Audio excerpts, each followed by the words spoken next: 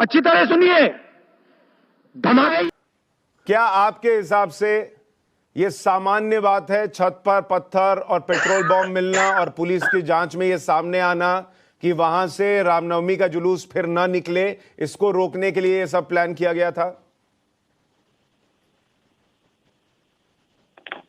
सुशांत, मतलब थोड़ी सी शर्म आनी चाहिए हम लोगों को।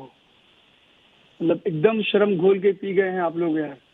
ये पता नहीं कौन से इतिहासकार को आपने बैठाया, गोडसे वाले चचा बैठे हुए हैं ये चिल्ला चिल्ला के और सुशांत जी, मैं ऐसे लोगों से बहस नहीं करूंगा। गोडसे वाले इन पाकिस्तान के एजेंटों को हटाइए यहाँ से। गोडसे वाले चचा एकदम खामोश बैठना। चुप कर पाकिस्तान के एजेंट। आमिर रशीदी, इनका माइक डाउन कीजिए। आमिर रशीदी, इनका माइक एक डाउन मिनट। कीजिए। आमिर ये अपनी रशीदी, जबान पे कंट्रोल कपिल जी करें। एक मिनट में बात कर रहा हूँ। कपिल जी मैं बात कर रहा हूँ। आमिर रशीदी एक मिनट। कपिल जी मैं बात कर रहा हूँ। कपिल जी, पाकिस्तान के कपिल जी मैं बात कर रहा डाउन हूँ। कीजिए। आमिर रशीदी, आपको भी मैंने बुलाया है, उनको भी मैंने बुलाया है। आपको अपनी बात कहनी है कीजिए। आपको कोई जिन्ना की औलाद और दूसरी चीज नहीं कह रहा और ना मैं कहने दूंगा। आप दूसरे को डिफेम मत कीजिए, अपनी बात कहिए। कौन क्या है नहीं है, आपका सर्टिफिकेट नहीं चाहिए, आप अपनी बात कहिए। नहीं, इनकी बातें आप सुनिए ना। मैं वही कह रहा हूं कि आप बैठ करके एक प्रोपेगेंडा चला रहे हैं यहाँ पर। आपको दिख रहा है कि वहां पत्थर किए गए। अच्छा, ये कौन सा तरीका है कि रमजान के महीने में जहां पर असर की नमाज हो रही हो वहां पर आप जुलूस लेकर के जाएं और मस्जिद के गेट पे रोक करके आप मस्जिद के गुंबद पे चढ़ करके इनका माइक ऑन कीजिए पहले आप। कपिल जी एक मिनट उनको बोल लेने दीजिए। कपिल जी उनको बोल लेने दीजिए, फिर आप रिस्पॉन्ड कीजिएगा। कपिल जी एक बार बोल लेने दीजिए ना भाई, सुन तो ले लोग। एक बार सुन तो लेने दीजिए। कपिल जी सुन लेने दीजिए, एक बार बोल लेने दीजिए, फिर आपको मौका दूंगा, आप बोलिएगा। आमिर बोलिए। आपने कोई स्टोरी चलाया कि मस्जिद के गुंबद पे बैठ करके चढ़ करके वहां भगवे झंडे लगाए गए। सुनिएगा पहले मेरी बात पूरी। उसके बाद 20 वीडियोस चल रहे हैं सोशल मीडिया पे जहां मस्जिद के सामने आपत्तिजनक नारे लगाए गए।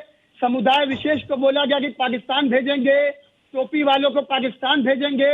उसके बाद जो कार्रवाई हुई वहां पर, सरकार ने मध्य प्रदेश के अंदर एक तरफा कार्रवाई की। अगर किसी पे कोई मुकदमा हुआ, कोई विक्टिम है, तो वो कोर्ट फैसला करेगा कि वो मुजरिम है कि नहीं है, है कि नहीं है। अभी कोर्ट ने कुछ क्लियर नहीं किया। अभी उस पर आईपीसी के मुकदमे दर्ज हुए। अगले दिन वहां पर मकान गिरा दिए गए बुलडोजर से। वहां का एसपी खड़ो के ऑन वीडियो ऑन कैमरा कह रहा है कि मैं इनके मकान गिरा दूंगा। किसी के बाप का हिंदुस्तान है। देश कानून से चलेगा या किसी के एक आइडियोलॉजी से चलेगा? इस पे आपने कोई डिबेट किया? आमिर रशीदी, बता रहा है, मैंने आपको बहुत धैर्य से सुना। आप दिखाइए मुझको। आमिर रशीदी, मैंने आपको धैर्य से सुना, अब मेरा जवाब सुनिए। समुदाय विशेष के खिलाफ जहर उगलेंगे। समुदाय विशेष बोलकर अपने जहर को दबाने की जरूरत नहीं है। मुसलमान डायरेक्ट बोलिए, मैं छुपा छुपा के बात नहीं करता। सीधी सी बात, पहली बात। दूसरी बात, ये देश अगर किसी के बाप का नहीं है और कानून से चलेगा तो ये उन लोगों पर भी लागू होता है जिन्होंने इस देश को अपने बाप का मान लिया और ये सोच लिया और ये तय कर लिया कि उनके सामने से अगर रामनवमी की यात्रा निकलेगी तो वो पत्थर चला देंगे और बॉम्ब चला देंगे। उनके बाप का भी नहीं है ये देश। पहली बात ध्यान रखिए और याद रखिए। दूसरी बात, मेरी बात सुनिए, आपको आपकी भाषा में समझा रहा हूं। अगर किसी के बाप का नहीं है तो उसके बाप का भी नहीं है जो पत्थर चला रहा था। ये देश उसके बाप का भी नहीं है। और अगर आमिर रशीदी, अगर कानून पर इतना विश्वास है, मुझे सुन लीजिए। आपने बोला, मैंने आपको नहीं टोका, मेरी बात सुनिए फिर रिस्पॉन्ड कीजिएगा। तो बाप का देश उनका भी नहीं है जो पत्थर और पेट्रोल बम चला रहे हैं। दूसरी बात, अगर देश के कानून पर इतना भरोसा है तो छत पर पत्थर और पेट्रोल बम नहीं रखने थे बॉस। छत पर पेट्रोल बम नहीं रखने थे। रखना आपको था दिल में धैर्य और पुलिस का फोन नंबर कि बॉस ये हुआ। और कल भी मैंने तस्वीर दिखाई है, बोलिएगा तो अभी वीडियो चला दूंगा। आपको जो कहना है आप, मैं जो हूं नहीं हूं वो पब्लिक को पता है। और मैं आपको ये बता दूं कि आप मुसलमान कहलाने के लायक भी नहीं है जो रमजान के वक्त में ऐसी भाषा बोल रहे हैं।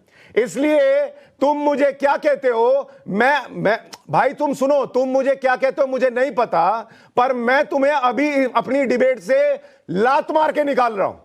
गेट आउट, गेट आउट इस शब्द को सुनो। और इसलिए निकाल रहा हूं क्योंकि तुम्हारी भाषा सभ्य नहीं है, तुम रमजान के वक्त में सभ्य भाषा नहीं बोल सकते तो तुम बाकी समय में क्या बोलते होगे ये दुनिया के सामने है। जो रमजान के समय नहीं बोल सकता वो बाद में क्या बोलता होगा वो दुनिया के सामने है।